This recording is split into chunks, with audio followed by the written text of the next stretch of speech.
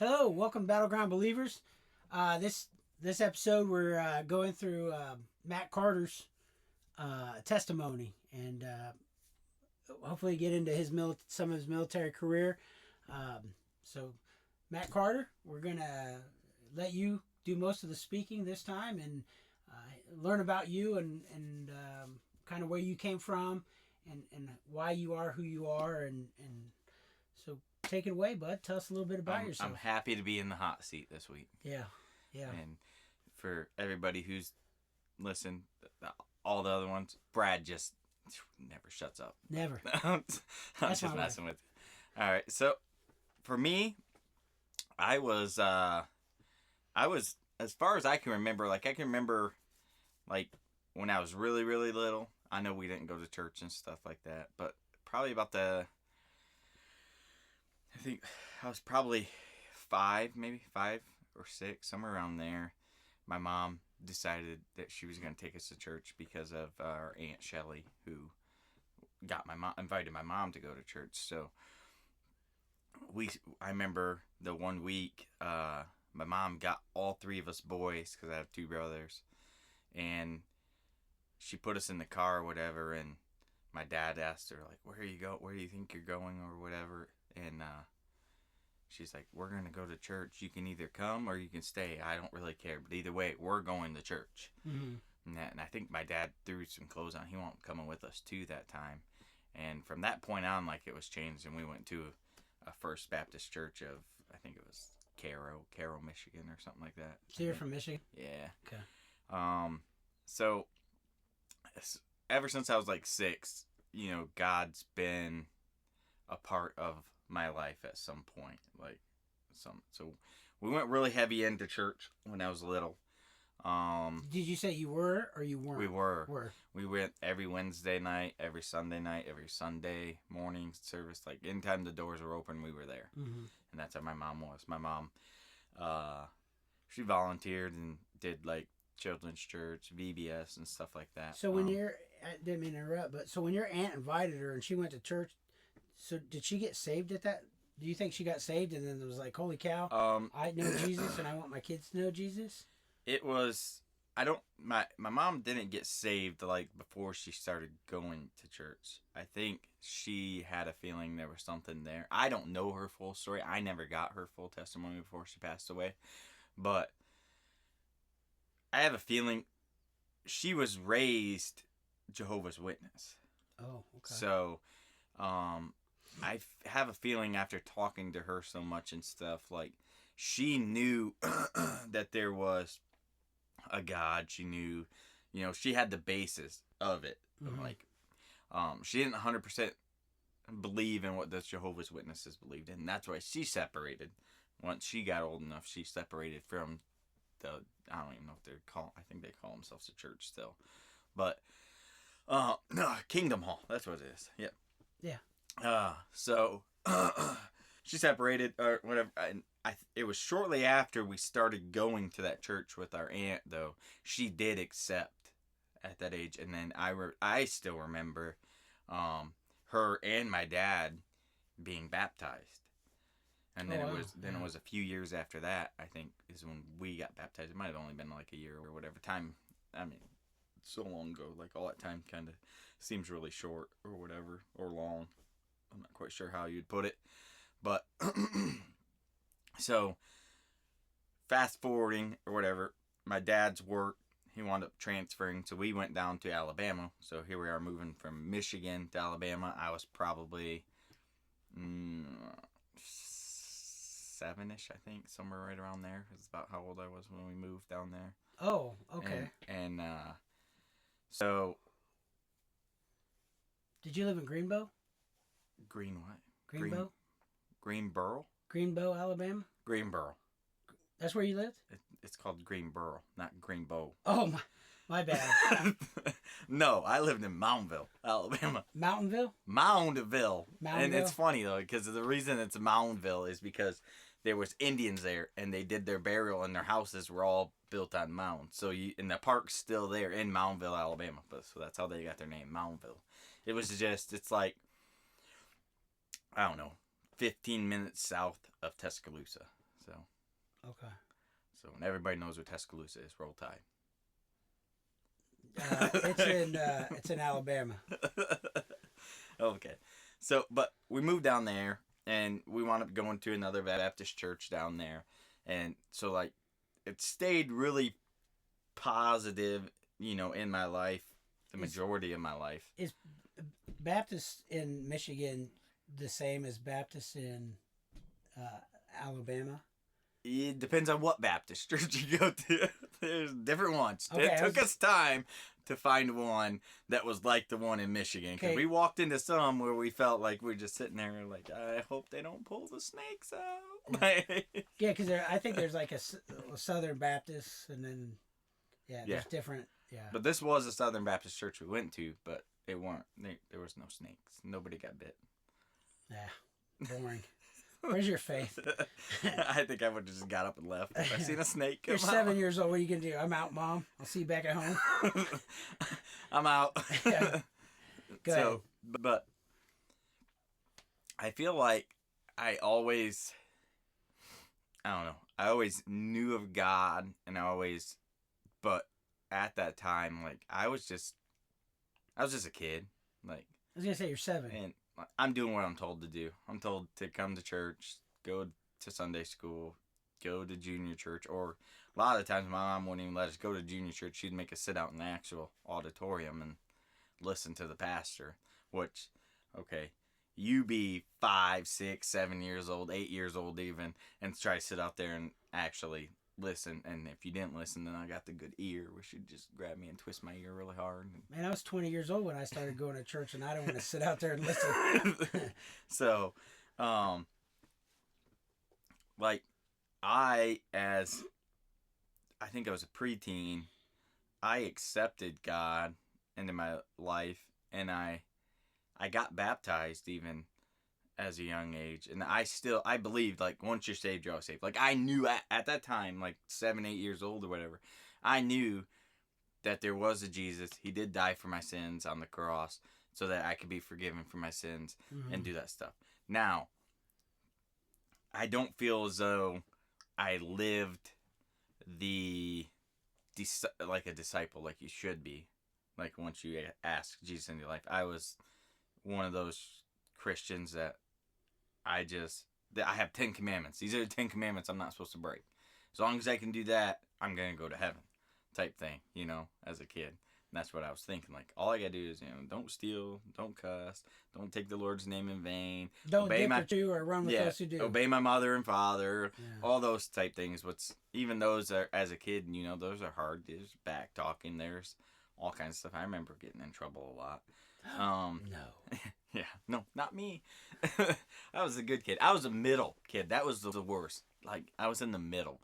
So, like, you got the older brother, and then you got the younger brother, which my younger brother had medical conditions and stuff like that too. So he was the baby. Like, is that the brother I know? Yeah, Josh. Okay. Yeah. So they babied him. So, like, of course, I'm the middle son. So I'm the troublemaker. I was very social too. I always wanted to be out, and like, I was the one that would stay over at youth group and stuff like that, just so I could talk to people and hang out with people and do stuff. As I got older, fast forwarding again, like, once I'm now leaving, getting into the high school and stuff like that, I'm finding excuses to why I can't go to church, or this came up, or that came up, or I don't feel good. In high school, were you a jock? Were you a skater? Were you a goth? I played football. Did you? I played football, but then I also went through that gothic stage though too. What? I was a punk rock type stage, yeah. Okay. Wore the ripped up jeans and had the safety pins in them, making crosses and stars and all kinds of stuff. Did you paint your fingernails black? No, I didn't go that far. Put eyeliner and stuff like that? No. Okay. Not that far. Not that gothic. But I wear the black shirts. I'd wear, like I said, the ripped up jeans with the safety pins. That was a big thing. But did you play football still? Or did you transition from, so you were a football player, football. But you were a goth. So what kind of music did you listen to in high school? My mom would not let us listen to anything other than Christian music. Okay, yeah, but you weren't around your mom all the time. My mom wouldn't let me look at I dirty still, magazines, but I still I mean, looked at them. obviously I listened to it if I heard it from other people or whatever type thing, but mostly what I listened to was Christian rock. That's what I listened to. What's Christian rock? I'm goth, but I listen to Skillet only. Yeah, okay. But, Go on. okay, I whatever. get it. Whatever. No, go ahead. That's Yeah. cool. So that's that was me in the high school or whatever though. Like I was finding excuses and I was starting to separate more from God than what I was in the past or whatever. And like Did something cause that? Like, did you think, I don't want to be a part of faith and Christianity, or was it just no, the not times? really. It's just the times. I was just I found more entertainment in doing this than going to church. And that's really where I was at in life. Is like I wanted to be entertained. But like you said though, I mean sports played a big factor in that though too. Like you got practices, you got this, you got games, and you don't feel like going to church the next day. Do you feel like at that time that church church represented your faith? Like if I'm in church, then I have faith. If I'm missing church, I have no faith. No, I didn't. I didn't feel like that. Okay. I still felt like at one point in time I had this I had it like I know God, like, and I know what he did for me. I don't need to go to church. Why do I need church? Like Okay. I know what I know. Me going to church doesn't change that. Okay. So, but with that, you know, the further, and you probably know this just as well as I do, the further you do that, the further you space yourself from God. Even though I know he's there, I'm going further and further away from him. Your shirt says iron sharpens iron. Yeah. So Yes. being around other believers kind of sharpens your faith. Yes. Yeah. And now, you know, nowadays, I know that. Like, you go to church because you need to be around other Christians. You need to help them just as much as they help you. And that's where the whole iron sharpens iron, you know, being there for that person. Mm-hmm. You can be your brother's keeper, you know, type thing. But as I got into the high school age, like you said, I found myself sneaking behind my parents' back and stuff. Like they didn't want me to listen to, like you were talking about, music and stuff like that. So, like at first it was fine. I was listening to other things than just like your Christian radio station. I would listen to like I would call them like borderline Christian artists or whatever, you know, that maybe they're not cursing or anything or saying something bad in their music, but they're not necessarily, you know, putting a message out in their song either. Yeah. But then that led to listening to some other types of music and stuff, which luckily with me growing up in the South, it that's where I really got the like into country music though too. Like I kind of left the rock and everything having to be rock, and I started listening to the country. Now I'm well rounded. I can listen to just about anything and still getting some sort of enjoyment out of it. So Nice. But that was growing up though. Really, is I've always been in a church setting. Like I've always, besides my military time, I did kind of separate some. And coming out of the military time as well, like, because fast forward, because I know you want to get into my military stuff and talk about that, but I went into the Army, I did some stuff there, I did some other stuff, but now fast forwarding to where I'm coming out of all that, because I know we'll get into that, but so coming out of it, now I've pretty much separate, like, I'm still a Christian, like, while I was in the service, I went through and got a theology degree, and that was more because I'm sitting there saying, like, I'm going and putting my life on the line. I might die at any minute. Like, I need to know more about this. Like, I want to know why I believe what I believe type thing. Mm-hmm. Like, I want to dig deeper into it or whatever. So I thought by doing that, I would get the answers I needed. And, I mean, it's not wrong. I did get answers and stuff, and it did help me, I think, in my faith journey. But still, so now I'm coming out of the service. Now I'm, you know, married. I'm trying to make a life. I'm trying to do all this stuff, get a job, and do all that stuff, and change from military life to back to a civilian type thing. And it wasn't easy. And maybe it would have been easier if I would have had God more involved in it than what I did, but I kind of separated myself from. Well, that's we're jumping ahead. Let's go back. So you're in high school. You're goth. You're kind of raging against the machine. Your mom. So you're coming into your senior year. Are you looking at like, hey, what am I going to do? Should I go to college? Should I go in the military? What pushed you to the military? What made you decide to go military? So my junior year in high school, I was scouted for a football team, but we had to move because of my dad's job. So then we moved from state up to Indiana. Okay, so now I'm coming to Indiana my senior year, coming into my senior year. Where'd you go to in Indiana? Just outside of a little town, Butler, Indiana. So you've lived up north. Okay, yeah. So, with that though, you're coming in, and back then being homeschooled, because I was homeschooled, you could in Alabama being homeschooled, you could play for a team down there and stuff as long as you took like one class and stuff, right? Yeah. I lived in Tennessee. We had a lot of homeschool kids wrestle. Yeah. So coming up here though, I couldn't do that. I couldn't just go and play for a high school team here or whatever. So that went out the window. I'm working at McDonald's. There's a kid named Joe that works there who he dropped out of high school, and it wasn't because he was stupid or anything like that. No, this kid was a genius. He was smart as smart could be. Like, he went and got his GED, passed it or whatever, but he didn't drive. I had a car.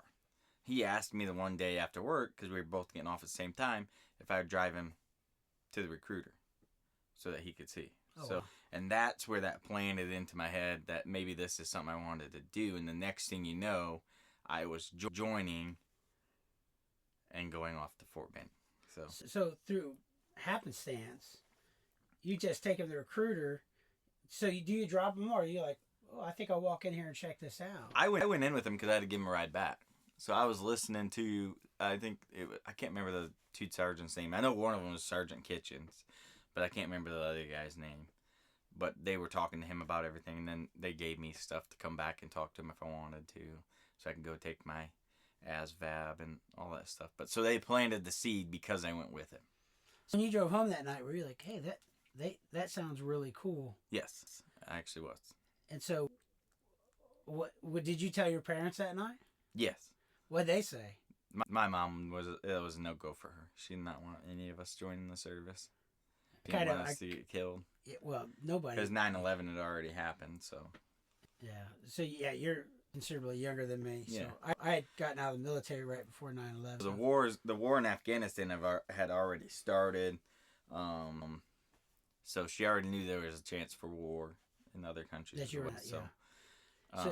So now you go home. Hey, Mom, I'm joining the military. She says, the heck you are. She had some other words, but yes. Yeah. And my mom, I want everybody to know, my mom was only like, I don't even think she was maybe 5'2" or 5'3", maybe 100 pounds. She was not a big lady, but she was still very scary. Yeah. So how did that? Hey, I appreciate that, Mom, but I'm going. I mean, how did you? No, I mean it was a talk between my dad. I mean, in a roundabout way, I think my dad backed it the whole time. So at the same time, my brother was talking about joining, which he was 2 years older than me. So, is your brother still alive? Yeah, he's still alive. So I think he was more, and maybe he had the influence that finally got my mom to be like, okay, it'll be all right, let him go, type thing, or whatever. It didn't make him grow into a man. So now you have permission from your mom and dad. Yep. And so when you go down to a recruiter's office, what's that conversation? Hey, I want to join the military. What did you join? And to be clear though too, I needed them to say yes to it, because at that time I was still only 17, even though I was graduating. So okay, I was only 17. So did you go in the delayed entry program where you go between your junior senior year? No. Oh. No, I was already at the point of I was graduating high school already. Because I was homeschooled, I was graduating early. Like, I was only 17. So Okay. So I needed them because they had to sign off for me to go. So they sign off, and you walk down there. Did you say, "Hey, I want to be a medic. I want to be a officer"? What did you tell them that you wanted to do? What did you say to the guy? Okay, no. So this is how it went, right? So they asked me when I went back down there. I actually went down with another friend who they wound up telling, because we were both going to go in there because of the whole buddy system type thing. They had this whole buddy system. Yeah. You could wind up going in as a PFC right off the bat. Like, you'd be a PFC, E3 or whatever, right, going in. And so I took my other buddy down there with me, and we were talking to him at the same time. They had to tape him and everything like that, and the Army pretty much told him he was too fat. He couldn't go. Yeah. So he wasn't able to go. But he did wind up going in the service. The Marines wound up, and this is no hit to the Army, but the Marines recruiters wound up getting up, taking him on runs and making him lose the weight, and then he wound up becoming a Marine. I think he even became Marine Recon, is what he wound up becoming and stuff. But so I'm sitting there though talking to the recruiter, and he's asking me like, what is it that you might want to be? What do you think so I'm sitting there talking, I'm like, I don't know, and they're talking like it, like, do you like shooting? Do you like, and I'm like, I've never even shot a gun. Like, I don't know if I like shooting type thing. Right. And, which is crazy, because I know you now and what you like to shoot now. I would have thought that you grew up shooting guns. Nope. Never shot a gun before I went in the service. And, so now we're sitting there, and I'm telling these recruiters, which is two of them there, I'm telling them, I think I would like to be maybe like a Black Hawk pilot. I said, I think that would be a pretty cool job, I think we laid back, and this, I kid you not, I won't say that S word, I kid you not, this was their answer to me. And now, looking back, I know it was a bunch of BS, but they said, oh, you know what you do for that? If you want to do that, you need to go into the infantry. You want to be an 11 Bravo because listen, because you'll be able to go air assault, be around the pilots, be around them, get in there, and then they'll be able to put in a good word for you, and you can move your way, and then you could be a pilot. I'm sitting there, I'm like, oh, I'm 17, I don't know any better. I'm like, oh, really? Yeah, that sounds great. Yeah, that's what I'll do then. Yeah, I'll be 11 Bravo. I'll do that. Yeah, I'll be infantry. That sounds awesome. Wow. That's how they got me. That's how I wanted to become an infantry. Was that. So but did you sign up for a regular infantry battalion? Didn't you sign up with a Ranger contract? That was later on. I did not sign up with a Ranger contract. So what was your first unit? I earned that later. I got to go to, I offered RASP during, I was in basic and AIT when I was in OSET. Really? Because of PT scores and. So when you signed up, what was your unit? Did you know? Nope. Didn't even know yet. Oh, really? So because they were just throwing people in. You didn't know where you're going to plan. Oh, you were 11 Bravo, so you had all these different places. You didn't find out what unit or where you were actually going until you were like 3/4 of the way through your training. Oh, wow. So, then if you get offered because of like PT scores and other scores, however they factored that, you'd get offered different things like airborne, air assault, Ranger, stuff like that, where you can try to continue on your training. So it might even change even during that. You might not know where your first duty station is until you've already been in 6 months, 7 months, 8 months into the service. You're just at Fort Benning or at wherever, just doing your training. Well, that's awesome. Okay, so we're coming to the end of this this episode, and I didn't know that the military changed, because when I was in, I signed up for where I was going. I knew I was going. I knew what unit I was going to be in. But that's amazing. It could be back to that now too. I don't know, but that point in time when I joined, because of the wars and stuff, you just never knew they were going to put people where they needed. Like, I remember our drill sergeant stuff telling us, like, it's not an if, it's when you're going to deploy overseas. Yeah, especially being at 11 Bravo. But we're gonna wind this down now, and when we come back, I'm excited to hear about how that transition went and got offered the Ranger contract, which I have nothing but the utmost respect for that tab. I tried to go to school and got hurt and couldn't finish, but It's not easy. thank you for joining us on this episode of Battleground Believers. Please come back as we continue to hear Matt Carter's testimony, and we want to continue to tell his story through your stories. So thanks for coming.